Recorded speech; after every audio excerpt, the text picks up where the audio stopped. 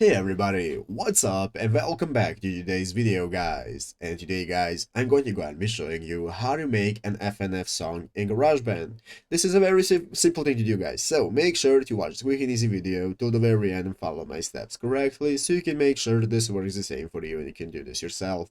But yeah guys, let's get straight into it. So the first thing you want to do is go ahead and open up the official GarageBand application on your mobile phone if you have not already. If you do not have the application, just go to the App Store and download it. And after opening it up, you'll be greeted by this main page right here, which is the home page where you can find all the instruments you can get started playing. You can open up the audio record and so on.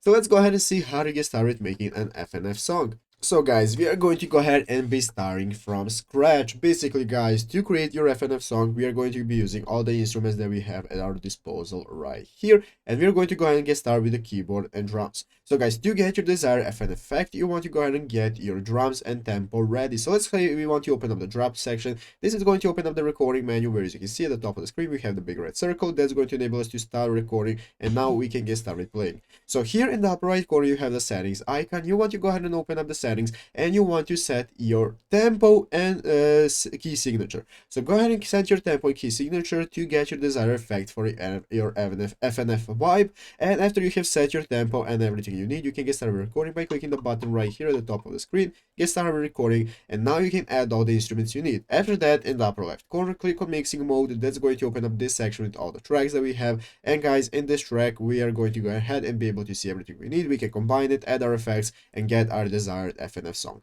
But yeah guys, basically that is how to do it. So I hope this video was helpful. If it was, make sure to leave a like, subscribe to the channel. So you guys, thanks for watching, take care, and bye.